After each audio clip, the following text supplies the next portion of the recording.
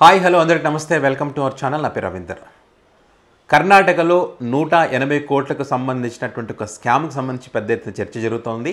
ఈ స్కామ్కి సంబంధించి విచారణ కనుక చేపడితే అటు కర్ణాటకలో ఉన్నటువంటి కాంగ్రెస్ ప్రభుత్వం, ఇటు తెలంగాణలో ఉన్నటువంటి కాంగ్రెస్ ప్రభుత్వం కూలిపోయేటువంటి అవకాశం ఉంటుందని చెప్పి, మరి అందులో భాగంగానే కూలిపోయేటువంటి అవకాశం ఉంది కాబట్టే మన తెలుగు రాష్ట్రాల్లో ఉన్నటువంటి ప్రధాన మీడియా కానీ, అటు కర్ణాటకలో ఉన్నటువంటి ప్రధాన మీడియాలు కానీ ఆ అంశానికి సంబంధించినటువంటి వార్తలు ఎక్కడ కూడా ప్రసారం చేయటం లేదు.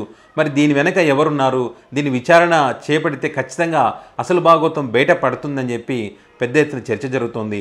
మరి ఈ అంశాలకు సంబంధించి తన దగ్గర కొన్ని ఆధారాలు ఉన్నాయని చెప్పి ఆ స్కామ్కి సంబంధించి ఎక్కడెక్కడ ఈ అమౌంట్ మరి వాళ్ళ ఖాతాల్లో పడ్డదని చెప్పి వాటికి సంబంధించిన వివరాలు BRS party working president KTR మరి కొన్ని నిజాలు చెప్పేటువంటి ప్రయత్నం చేస్తారు. వాటికి సంబంధించినటువంటి ఆధారాలు తన దగ్గర ఉన్నాయని చెప్పి వీటిని బేస్ చేసుకొని విచారణ జరిపితే కనుక ఖచ్చితంగా మరి ఈ రెండు రాష్ట్రాల్లో ఉన్నటువంటి కాంగ్రెస్ ప్రభుత్వం కూలిపోయేటువంటి అవకాశం ఉంది. దీని వెనక ఎవరున్నారనేది కూడా తేలుతుంది.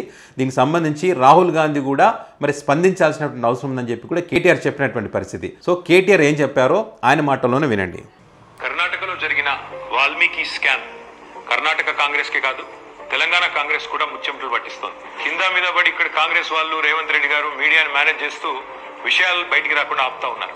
కానీ ఆ మబ్బులు కూడా తప్పకుండా 4-5 రోజుల్లో విడిపోతాయని నేను అనుకుంటాను. గవర్నమెంట్ డబ్బులు గవర్నమెంట్ అకౌంట్లో నుంచి అక్రమంగా ఏ కారణం లేకుండా సరిగ్గా పార్లమెంట్ ఎలక్షన్ కు ముందు 180 కోట్ల రూపాయలు దారి మళ్ళినాయి. కర్ణాటక ముఖ్యమంత్రి స్వయంగా సిద్ధరామయ్య గారు అసెంబ్లీలో ఈ వాల్మీకి స్కామ్ లో భారీ ఎత్తున డబ్బులు దారి మళ్ళినాయని ఆయనే ఒప్పుకున్నారు.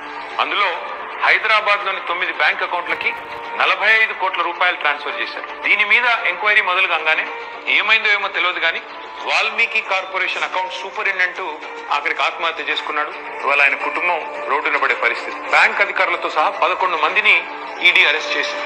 కర్ణాటక నుండి మన తెలంగాణకు అక్రమంగా ఈ డబ్బు ఏ అకౌంట్లలోకి వచ్చింది, ఆ అకౌంట్లు ఎవరివి, ఈ తీగ లాగితే తెలంగాణ కాంగ్రెస్ డొంక మొత్తం కదులుతా ఉన్నది. మొన్న పార్లమెంట్ ఎన్నికల్లో తెలంగాణ కాంగ్రెస్ పార్టీ తన ఖర్చులకు ఈ డబ్బులే వాడినట్టుగా అనిపిస్తా ఉంది.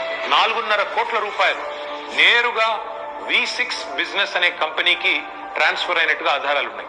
ఈ V6 బిజినెస్ కంపెనీ ఓనర్ ఎవరు, SIT, CID, ED ఈ దాడులన్నీ జరిగిన తర్వాత కూడా మన తెలుగు మీడియాలో ఈ వార్తలు రాకుండా అడ్డుకుంటున్నది ఎవరు?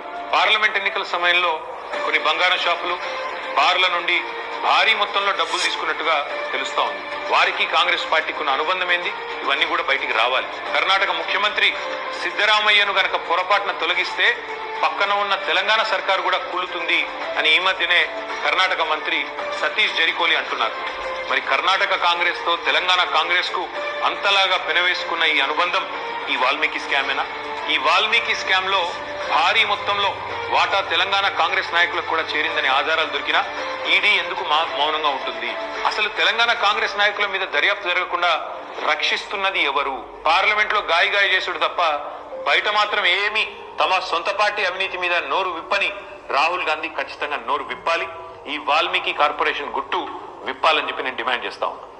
BRS party working president KTR చెప్పినటువంటి విషయాలు. మరి 4-5 రోజుల్లో మబ్బులు వీడితాయని చెప్పి కేటీఆర్ చెప్పినటువంటి క్రమంలో వారి దగ్గర ఇంకా ఏం ఆధారాలు ఉన్నాయి, ఆధారాలు సంపాదించినటువంటి పనిలో పడ్డారని కూడా వాళ్ళు చెప్తున్నటువంటి పరిస్థితుల్లో ఏం జరుగుతుందని మాత్రం ఆసక్తికరంగా మారింది.